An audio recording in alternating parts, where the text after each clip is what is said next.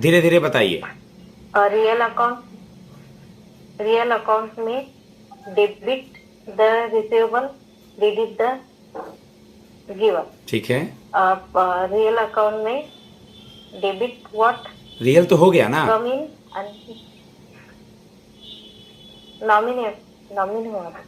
Real, nominal और personal बताना है, जल्दी से बता दीजिए। Personal. Real account debit the receivable, credit the giver. Nominal account debit what in, debit what comes in, credit what goes out. और एक और है debit all expenses and loss and rest is credited. Debt equity ratio पढ़ा है, commerce से पूछेंगे क्योंकि आप जा रही हो बीकॉम के फील्ड से, बच्ची हो सिविल में मतलब credit officer central bank of India में जा रही हो। आप मुझे बता दीजिए, आपको पता है डेट इक्विटी रेशियो? पर रिकॉल नहीं कर पा। हाँ, नहीं आ रहा है तुरंत मना करना है। बैंकिंग रिकॉन्सिलेशन स्टेटमेंट चलो पढ़ लेना। Cash flow, fund flow. हाँ सर, बताइए। कैश, बिजनेस में जो कैश का आउटफ्लो इनफ्लो दर्शाते हैं, और फंड कहाँ से आ रहा हो, कहाँ इन्वेस्ट हो रहा है, ये दर्शाते हैं। ओके, सुना है कंटीजेंट एसेट और कंटीजेंट लायबिलिटी बेटा?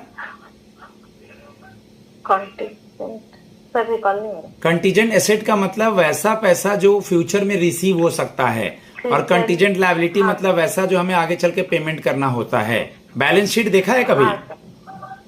हाँ सर। तो बैलेंस शीट में राइट हैंड साइड एसेट होता है, आपके राइट हैंड साइड, और आपके लेफ्ट हैंड साइड में लायबिलिटी। तो दोनों तरफ में क्या क्या पोस्ट होता है, एक दो पोस्टिंग्स बताएंगे वैशाली जी? हाँ सर, बताइए। असेट में land and building, cash in hand, plant and machinery, plant and machinery. ठीक है। लायबिलिटी में? लायबिलिटी में capital, creditor, loan, outstanding expenses, bills payable. Payable. Depreciation के एक दो मेथड का नाम याद है या डिप्रिसिएशन का मतलब पता है?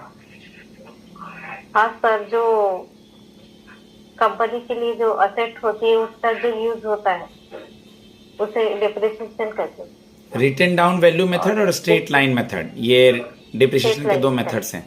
कॉमर्स थोड़ा पढ़ना पड़ेगा बेटा, इतने दिन से हम बोल रहे हैं। हाँ, थोड़ा कॉमर्स पढ़ना पड़ेगा, थोड़ा सा आपका अपना नोट्स है, मैंने बीकॉम दिया होगा, पढ़ना पड़ेगा। ओके।